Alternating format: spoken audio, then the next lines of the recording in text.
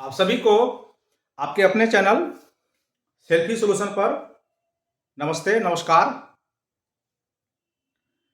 इस वीडियो में हम लोग बात करेंगे जो अभी अभी विशिष्ट शिक्षक जो 1 जनवरी को या उसके बाद योगदान किए हैं, उनका पैन कार्ड जिनका बन गया है, उनका HRMS भी अपडेट हो रहा है, उनको सैलरी आना शुरू हो गई है। लेकिन ऐसा देखा जा रहा है कि बहुत सारे शिक्षक का किसी का सैलरी कम आ रहा है, किसी का सैलरी ज़्यादा आ रहा है, या ऐसा भी हुआ है जो पहले नियोजित शिक्षक थे उस समय उनका सैलरी बहुत अत्यधिक था और अभी क्या है उससे सैलरी कम आ रहा है या किसी का ज़्यादा हो गया है। तो ये विसंगति आखिर हो क्यों रही है, क्या कारण है, इस वीडियो के माध्यम से, कारण तो बहुत सारा है लेकिन इस वीडियो के माध्यम से हम थोड़ा समझने का प्रयास करेंगे कि जो भी हमारे नियोजित भाई बंधु शिक्षक थे वो अब विशिष्ट हो गए हैं, उनका जो वेतन है वो कम हो रहा है या ज़्यादा हो रहा है, कम होने का क्या कारण है या ज़्यादा होने का क्या कारण है।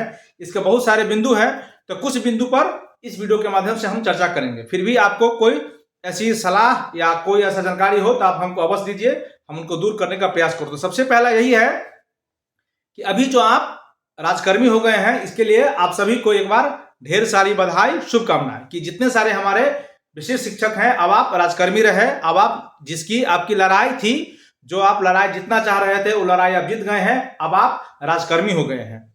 तो राजकर्मी का जो वेतन है आप देख रहे होंगे, मूल वेतन जैसे कि बीपीएससी का था 1 to 5 में 25,000 उसका मूल वेतन था, 6 to 8 में 28 था, और 9th 10th में उनका वेतन 31,000 था, और 11th 12th यानी पीजीटी 12वीं में उनका वेतन 32,000 रुपया मूल वेतन था। ऐसा करके सरकार ने जारी किया, यानी 25,000, 1 to 5 25,000, 6 to 8 28,000, 9th 10th 31,000, 11th 12th 32,000, ऐसा करके सरकार मूल वेतन जारी की है। और उसी के हिसाब से सरकार क्या कर रही है, अभी सैलरी दे रही है। ये आगे आप क्या थे, पीछे आप क्या थे, बिल्कुल नहीं। सरकार आपको नया मान के, यानी आप सरकार ऐसा मान रहा है कि आपकी नियुक्ति नए हुई है, आपका जो पुराना सर्विस था उस सर्विस को पुराना अभी आप तत्काल भूल जाइए।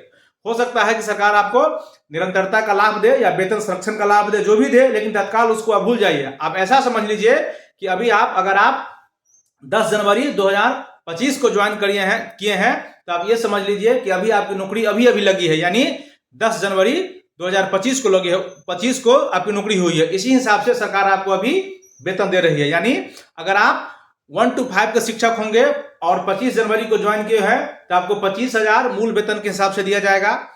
अगर आप 6 to 8 के शिक्षक होंगे तो आपको 28,000 मूल वेतन के हिसाब से सरकार आपको पे कर रही है। और अगर आप 9th 10th के शिक्षक हैं तो आपको सरकार 31,000 रुपया मूल वेतन के हिसाब से पे कर रही है या दे रही है। और अगर आप 11th 12th यानी 11वीं और 12वीं के शिक्षक हैं तो सरकार आपको 32,000 रुपया के हिसाब से पे कर रही है। तो इस हिसाब से सरकार आपको पे कर रही है। तो पहला तो कारण यही है कि पुराने में कोई आदमी, कोई टीचर 10 साल से नौकरी कर रहे थे या 5 साल से कर रहे थे या 15 साल, तो उसको आप तत्काल भूल जाइए। अभी आप विशेष शिक्षक जिस दिन से हुए हैं, सरकार आपको नया अभ्यर्थी मान के आपको उस दिन से पेमेंट और सैलरी कर रही है। तो पहली बात तो ये हुई कि पुराना छोड़ दीजिए, आप नए शिक्षक हैं, आप खुद को नए शिक्षक मान लीजिए, पहली बात ही। दूसरी बात, जो कुछ शिक्षक ऐसे थे जिनका एचआरए पहले 10% था, किसी का 12 था, किसी का 8 था, और गांव देहात में जो थे उनका 4 था। तो अभी सरकार सारे शिक्षक जो भी ज्वाइन किए हैं, यानी बीपीएससी से ज्वाइन किए हैं उसका भी, और विशिष्ट शिक्षक उसका ही, चाहे वो गांव में हो चाहे वो शहर में हो, आप सबका एचआरए अभी मात्र सरकार 4% पर दे रही है। आप समझिए, अभी जो सरकार तत्काल आपको शहर में हो उससे कोई मतलब नहीं है, गांव में हो उससे कोई मतलब नहीं है। अभी आपको जो सरकार वेतन दे रही है वो एचआरए 4% के हिसाब से ही दे रही है। इसीलिए ये वेतन विसंगति आपको देखने का मिल रहा है, सिर्फ या फिर किसी का कम गया है या फिर किसी का बढ़ गया है।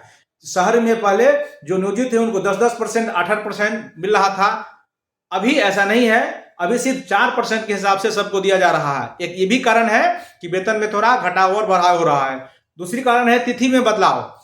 कुछ शिक्षक ऐसे हैं जो 1 जनवरी 2025 को ज्वाइन किए हैं, कुछ शिक्षक ऐसे भी हैं जो 2 तारीख को ज्वाइन किए हैं, कुछ शिक्षक ऐसे भी है जो 15 तारीख को ज्वाइन किए हैं। तो उनकी सैलरी तो आप देख ही रहे हैं, आप जिस दिन से ज्वाइन किए हैं उसी दिन से हिसाब से सरकार आपको सैलरी दे रही है। तो ये होना लाजमी है। कोई आदमी 30 दिन का, मान लीजिए कि कोई जनवरी में 30 दिन काम किया है, कोई जनवरी में 28 दिन काम किया है, या कोई जनवरी में 20 दिन काम किया है, तो उनके सैलरी में डिफर होना, अंतर होना ये स्वाभाविक है, आप समझिए सकते हैं।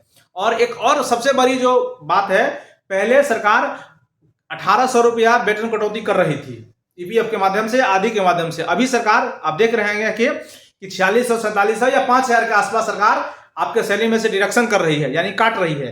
तो इस कारण भी आपको वेतन कम मिलता हुआ दिखाई दे रहा है, या किसी को अधिक मिलता दिखाई दे रहा है, और सरकार उतना देगी भी, ये भी आप जान लीजिए।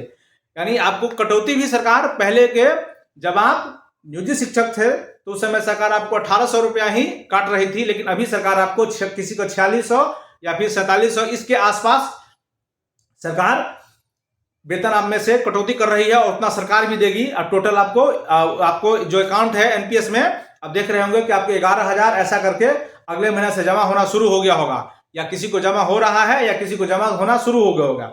ऐसा भी हो कि सरकार वेतन उसमें कटौती कर रही है। कुछ शिक्षक का ऐसा भी है कि सरकार जनवरी में कटौती नहीं किया है, लेकिन फरवरी से कटौती कर रही है। तो उसके हिसाब से भी ऐसा हो सकता है कि आपके वेतन में थोड़ा, आपके पड़ोस में या आपके स्कूलों में कोई ऐसे मित्र हो जिनका भी आपके वेतन से उनका डिफर कर रहा है। इस सब का कुछ बिंदु ये भी है, और भी कारण हो सकते हैं, लेकिन आज के वीडियो में हमने जो प्रमुख बिंदु थे उन पर जानकारी देने का प्रयास किया। और आपके पास भी कोई इसमें इस संबंधी कोई जानकारी है, कोई सुझाव है, तो अवश्य दीजिए कि अभी जो वेतन विसंगति हो रहा है, क्या हो रहा है। लेकिन आपको अगर सच में वेतन कम मिला है, जैसे कि सरकार सोच रही है, अगर आपको वेतन सच में किसी कारण से कम मिला है तो आप चिंता ना करें, सरकार इसको जोड़ के बाद में सरकार दे देगी। अभी तो सरकार प्रान नंबर जनरेट करने के लिए लगी हुई है और सबका पेमेंट करने के लिए लगी हुई है। उसमें थोड़ा ऐसा हो सकता है कि गड़बड़ी हो सकता है, ऐसा कोई बात नहीं है, लेकिन सरकार आपका पैसा रखेगी नहीं।